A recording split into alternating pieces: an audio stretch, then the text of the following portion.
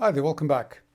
Welcome back to the Philips F6X95A, and what I've decided to do is I still have some issues with the output tubes, but I've found a EL84 that seems to be working better than the one that was in there. So I've got both channels working more or less okay.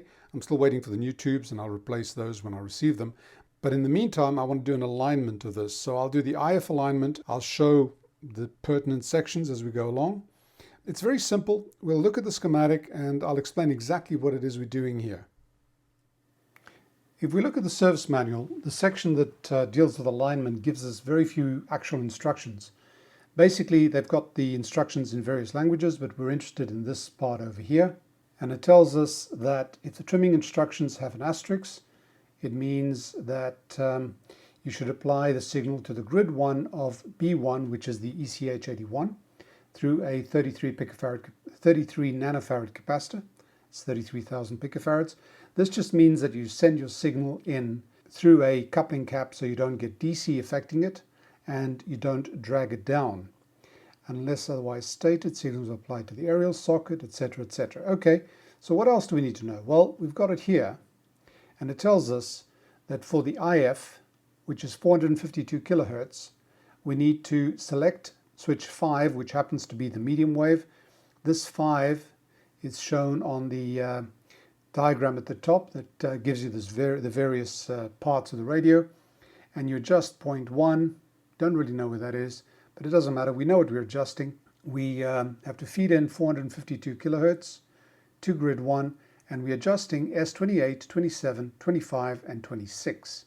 Now, if we look down here, we see that those are 27, 28 is over here, and 25, 26 is over here. So those are the two IF transformers that we see. And in this particular case, it's actually quite handy because it's all on the top of the set, so you don't have to go on the underside. Normally you have one coil at the top, one at the bottom. In this case, both of them at the top, so it should be quite easy. Now, looking at the schematic, what is it we're actually doing? Well, as we've seen in various alignments before, what we're trying to do is to clear the path from the mixer oscillator all the way through to the detector tube. So this is basically the section of interest here. We are going to feed a signal in here that is pin 2 of the ECH81, and it is going to produce that signal at its output. And it'll be a 452 kilohertz signal, which is the IF frequency. It'll have a tone modulated on it. I've chosen a 600 hertz tone. I'll show you that on the signal generator in a minute. And that signal is going to go through here. It's going to go through that primary and come out of that secondary. It then goes to this EBF89, which is acting as an amplifier. This stage is acting as an amplifier. There's obviously another section here, which is the actual detector. But this thing then comes out of the anode and goes to the second IF transformer. There's the primary, there's the secondary. And as you can see, there's S25, 26, 27, 28. So what we're looking for is we're looking for the output of this section and the detector, which is over here. So if we follow this, this is the diode that's doing the detecting of the audio, and that goes up there, up there, up there, up there, up there. So our audio is coming out here. Now I'm going to do the alignment not by measuring the amplitude of the audio signal coming out of the speakers. I'm actually going to measure it at this point. However, I'm not doing it at this point because it's too close to that, and connecting the scope onto here might affect the tuning itself. So I'm going to go through this 100K resistor and I'm going to detect here. I'm going to put the scope on here, and we should see the audio signal on the scope. There will be a DC component on it, but that's not of interest to us right now. We're looking at the audio itself. I could just purely go for DC, and if I went for DC, then I'm looking for the highest negative DC. So I'm basically looking for the AGC voltage. You can do it either way. You can either put a DC voltmeter on here and measure the negative DC voltage, and the higher the negative DC voltage, the stronger the signal. So you use that amplitude control or that amplitude monitoring to adjust these transformers. Or alternatively, you put this on a scope and you can see the signal and you can see its amplitude, and you can use that information to do the alignment as well, trying to get the peak amplitude. So that's what we set up, setting up the signal generator to feed in here a 452 kilohertz signal with an audio tone modulated on it, and then we will adjust that one, that one, that one, that one, to measure here the highest negative DC voltage, or, as I'm going to do, the highest amplitude audio signal, in other words, the 600 hertz signal that I'm modulating the carrier with. So let me show you the setup and we'll get started. Let's set up the signal generator. I've got it set to 452 kilohertz. That is the IF frequency for this set. I've put it to the minimum amplitude that this signal generator allows. We'll adjust that in a second.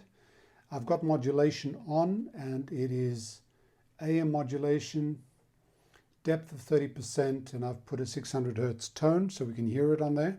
The signal from the signal generator comes out here, goes into the attenuator.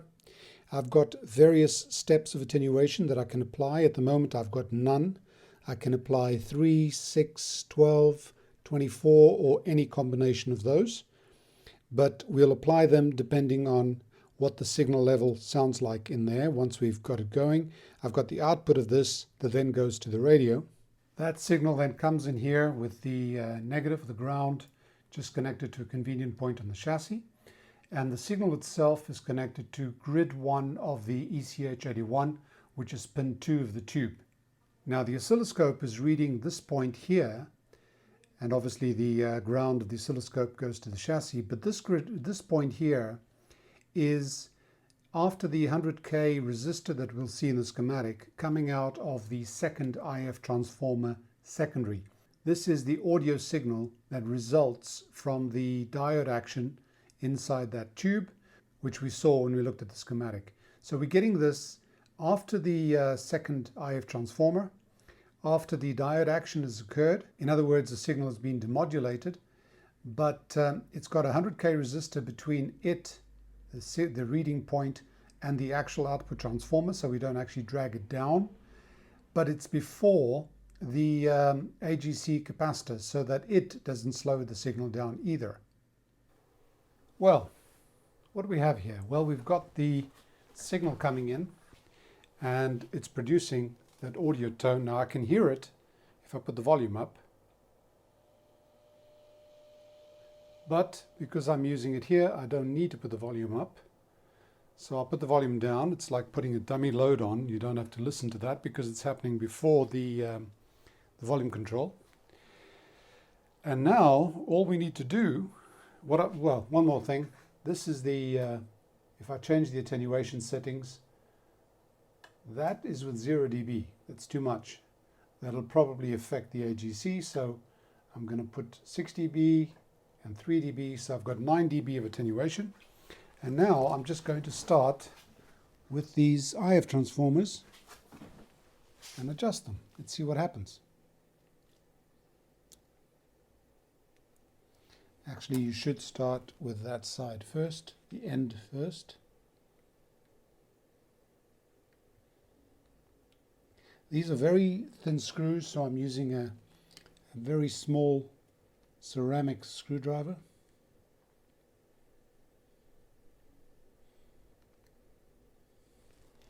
And we look at the screen. Yep, it's going up. Oh, it's going down.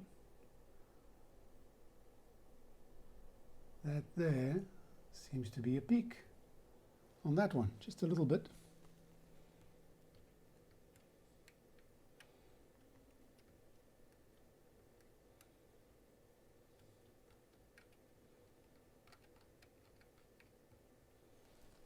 Okay, I've got that one. Nope, that's reducing.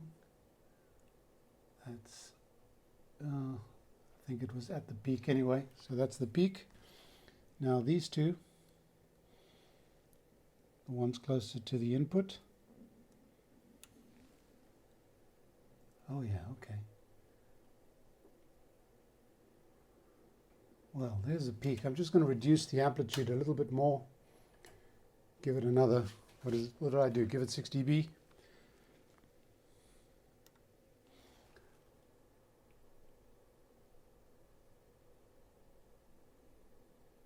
That there seems to be about the peak.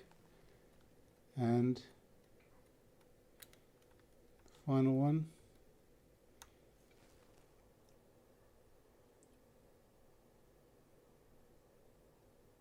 There's my peak there, or there. Okay, I think I've peaked it. Brilliant. Now I want to do something else. What I'm going to do is I'm going to do a sweep. And the sweep is going to be from 445, that is 7 kilohertz below. And I'm going to stop at 459, which is 7 above, and 70 milliseconds. Let's see what happens. What I'm going to do is I'm going to change the scope to DC coupling, because what I'm going to do now is look at the DC that's coming through. I'm also taking the sync signal from the signal generator, putting it on channel B, or channel 2.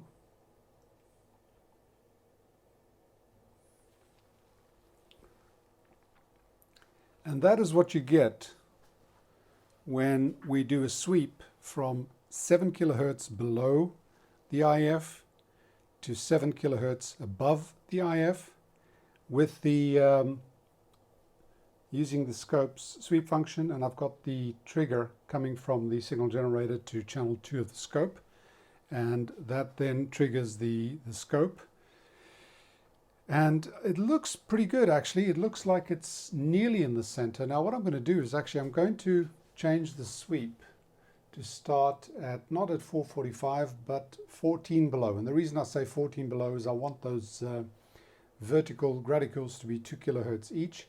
So 452 minus 14 is 438.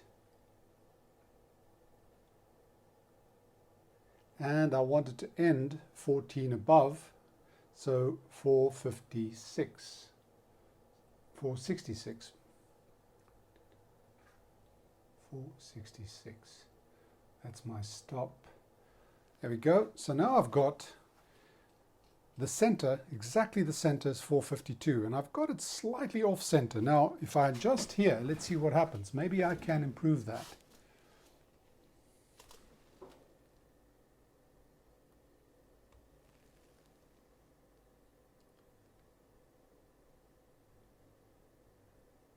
It's not changed as much.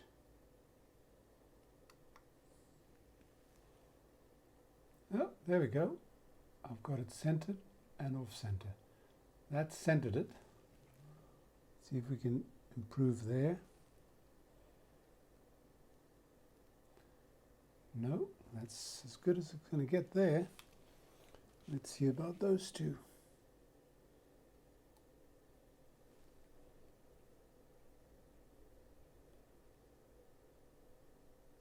That's as good as it gets. And the other one.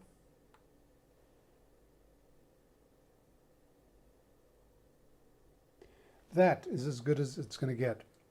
So I did the alignment just looking for amplitude, and then I put the sweep on, and we're sweeping the IF, the whole IF chain, and it looks like we were not very far off. I think we're as close as we're going to get. So that is the final, or the full IF alignment done. And as I said, there are various ways of doing it. You could go straight to the visual, like this one, and not do anything with the amplitudes, or you can do just the amplitudes at the detector section, or you can do the amplitude at the audio section, whatever you prefer. This one I like best because it allows me to do both simply by changing from a fixed signal, modulated signal, to a sweep. I can get both functions in one go. But as you can see, nice curve, very, very nice curve. Okay. That's the IF alignment done. Well, here's another first. I'm going to be able to finish this restoration series in 3 videos, as opposed to the rather longer series that I've been doing. But I'm glad to report this thing is done, and I'm going to go through what I've done since we last spoke, which wasn't that much. Mainly it was waiting for the tubes. I've been having endless trouble here with shipping. This thing took quite a while, and I finally received it. It was one of the ECC83s, so the 12AX7s, that is in the preamp section on the one channel. And what I was finding was that when I switched this on, the one channel would come on and the other one would take another 10-15 seconds before it started producing sound, which was a little bit odd. It's almost as if the heaters were taking longer to heat up on that side. I don't know. The point is, it's done. Now, I'm going to do a test of the radio. I've got it on no limit, so I bypassed the limit, and it's going through the isolation transformer simply because that's what I have over there. There's something blinking over here, which I'll talk to you about in a second, but let's try reception. This is mid-afternoon, so not a very good time for radio, but we'll give it a try anyway. It's on medium wave. Oh, and of course, front panel's on. It's cleaned up. I had a bit of trouble getting it in because it's got those two grommet thingies here, but it's gone in fine, and everything's cleaned up very nicely. So I'm pretty happy with that. Speakers are on the shelf, so it's a little bit distant, but we should be able to hear it okay. Can't play that music, but the sound on medium wave, what I've noticed here is that it is very, very rich. It's actually pretty, well, it's rich. It's a lot fuller than what I'm used to.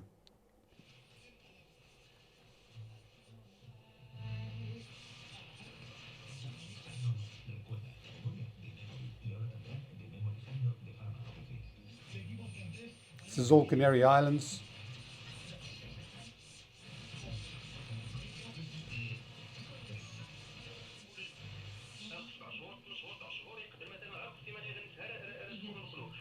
This is North Africa, I'm sure.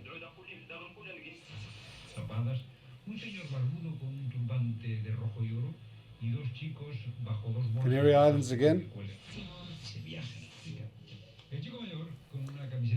The sound is amazing, really amazing.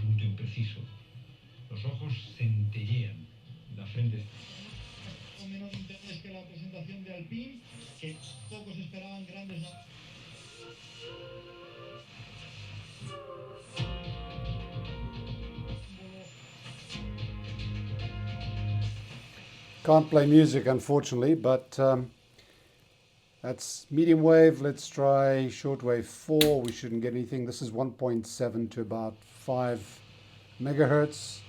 This time of day, no way.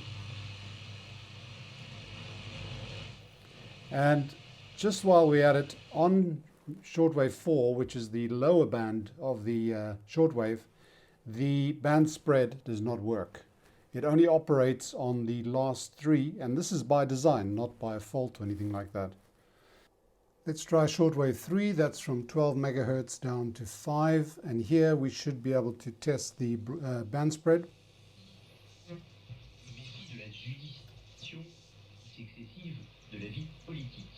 Yep.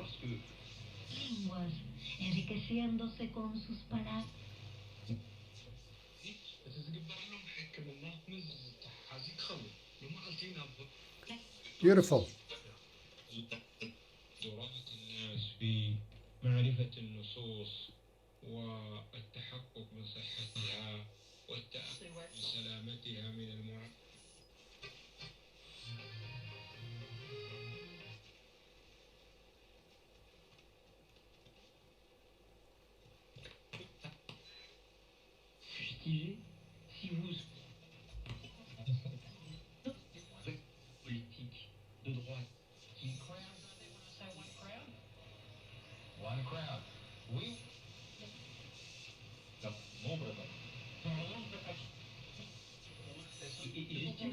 And by the way, these little things here are to switch on lights when you get to a certain band, and that's when they recommend you do the band spread. It doesn't quite coincide with most of the commercial bands nowadays. For example, this one is switching on there. Well, this thing is leaning on it. It doesn't help.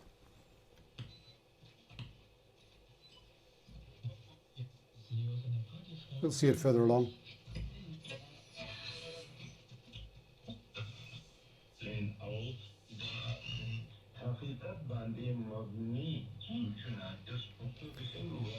Can't understand it, but it sounds bloody good for shortwave.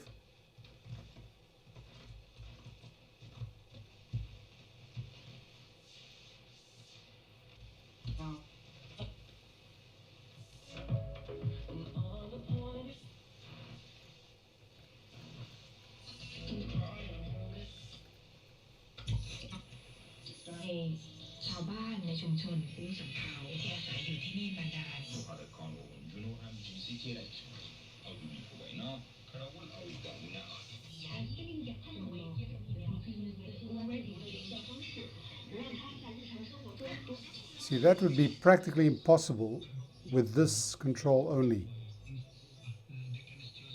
You can do it, but it's difficult.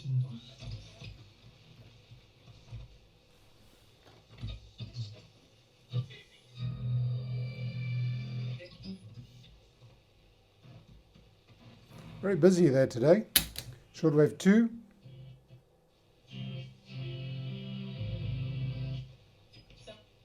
مع الشيخ الدكتور سعد بن ناصر الشتى عضو هيئة كبار العلماء وعضو اللجنة الدائمة للفتوى.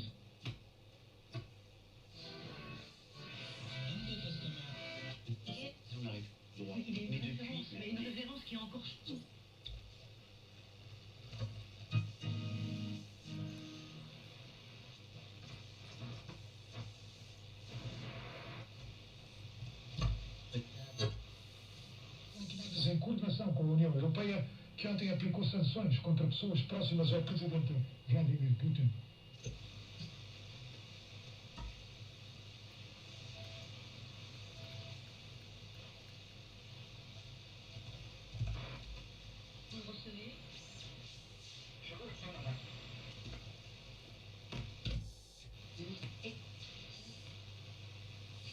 And those who work or live in institutions, those with other health.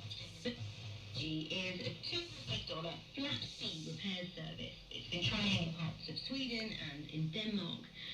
To put that in context, it costs about $800 to buy a new mid-range washing machine in the Nordics.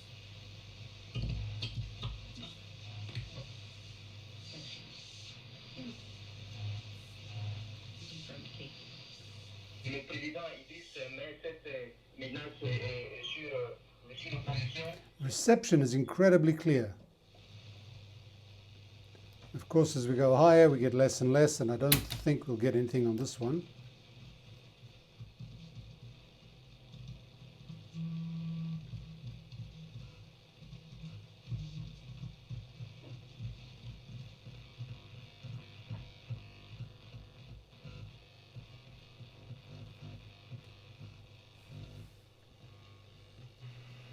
Oh dear. It's not a good idea to have this there shorting to there, but I think that's ground. So that's reception. And I think it's because that this thing's got that EF89 RF amplifier at the front end there, which makes this thing a lot more sensitive than what I'm used to. Unfortunately, no FM as I mentioned, but it does have one other thing. But before I do that, I want to show you something on the scope. Let me get a station, any station.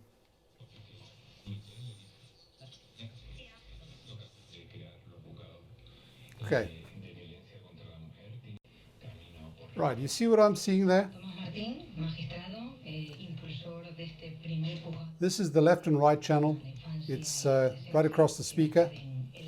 And what you find is, look at the waveforms. Here's the one. Actually, I can't do that. It's got both waveforms. But if you look at the green waveform, it's all spiky. You look at the other one, it's all rounded. So what that means is that the blue channel has actually got, I've just lowered the volume, it's actually got very little high frequency on there. It's sort of a bass channel. And then the right-hand side, the green one, has got all the high frequencies. I thought that was an error, but it's not. Because I recall when I looked through the schematic, when we look at the tone control, I think it was the treble, yeah, the treble control, you can actually adjust the treble, and you can see that if I do that, the treble on the green is sort of gone rounded, more rounded, and if I do that, gets more spiky, okay? Whereas the blue channel stays more or less the same. And that is because on the tone control, on the treble control, there's actually a switch that only gets deactivated when you push phono, and it takes that capacitor straight to ground. In other words, on the one channel, there is no treble control. It's always treble loss. And I think the idea is that if you're listening to radio, and because this is just the AM bands, the idea was to have one side with the high frequencies, one side just with the lows, and then when you click in record, it makes the treble control work normally, so you've got the full frequency range on both sides.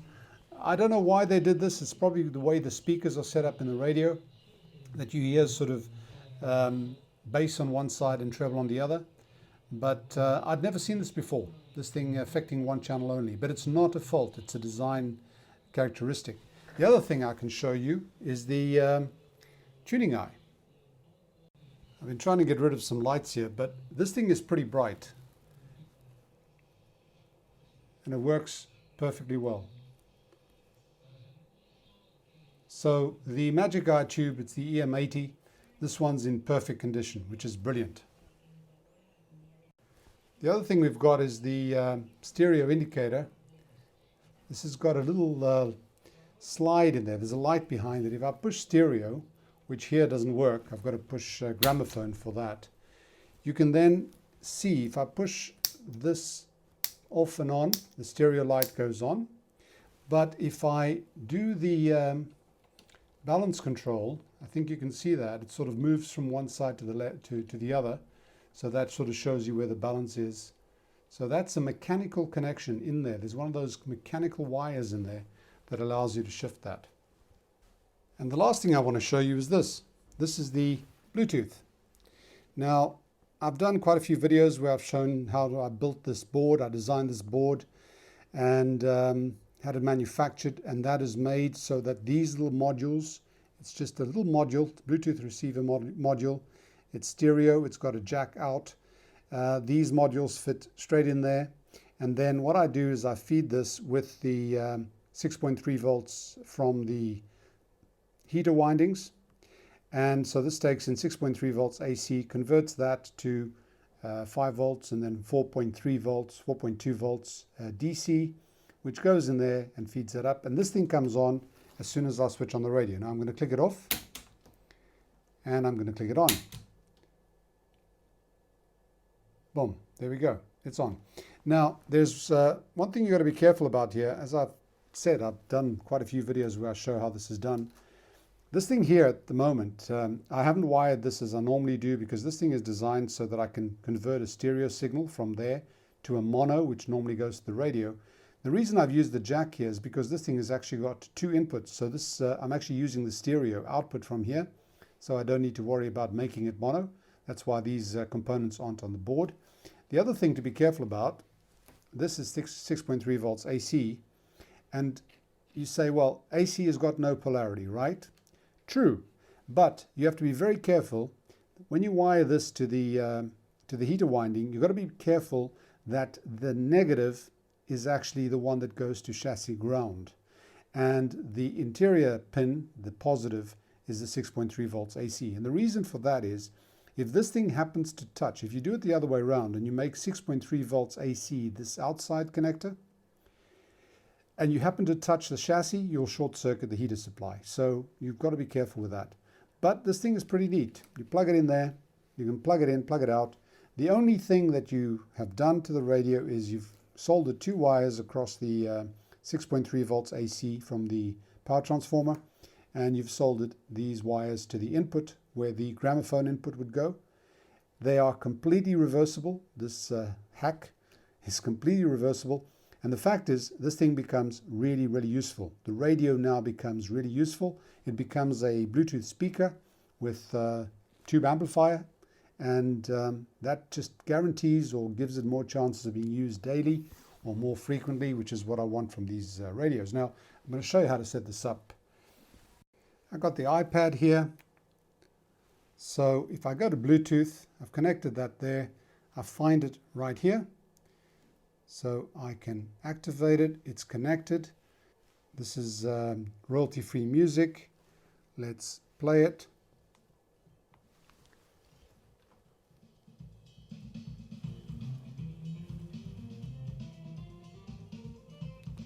Just control the volume here, or indeed on here.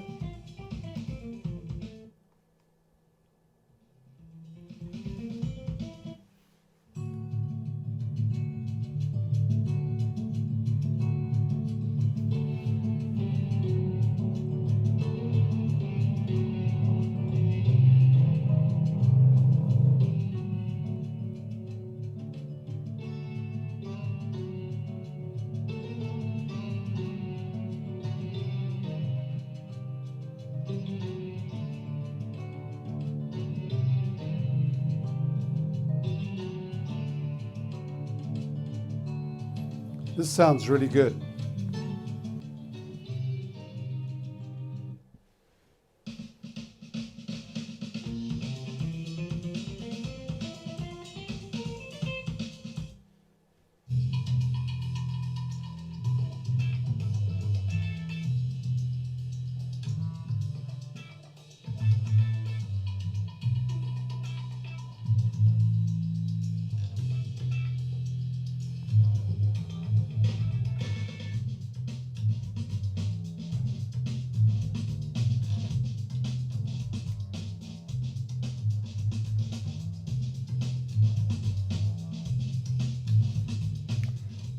That looks good. That sounds great.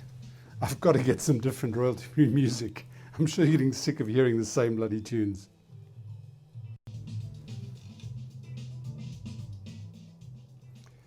Well, folks, that's the end of another restoration series. I hope you've enjoyed that. If you have, click like, share, subscribe, and all that jazz. I'm going to take this and fit it into the console again, so that the owner can start using it, and I'm absolutely certain all he wants is the Bluetooth. Sorry, purists. And I wish him good luck. I think he's going to get a lot of joy from this radio. This thing was quite a pleasure to do because it had this dramatic before and after thing with the cleaning, as you probably saw in the, I think, the previous video. And I really enjoyed that. It makes it very, very obvious what you've done. And the front, everything is in perfect condition. All the knobs are fine. Everything is nice and clean. Bit of a mark there, better clean that as well. Fortunately, the magic eye is okay. The one tube was giving us hassles. I've never had that before. I've never had a tube take long to come on. And then it sort of went okay, except we did notice that it was at different levels when we looked at it in the, I think, the first video. So I think it wasn't reaching the maximum gain either. But replaced that. Took a while to get here. Sorry about that. But I'm happy to say this one is done. So once again, thank you. And I'll see you back soon with another video. Probably, I think I'll carry on with the Breisgau now, unless something more interesting comes along in the meantime. But the Breisgau is definitely in the cards. It's not forgotten, I assure you. Once again, thank you. Bye for now and stay safe.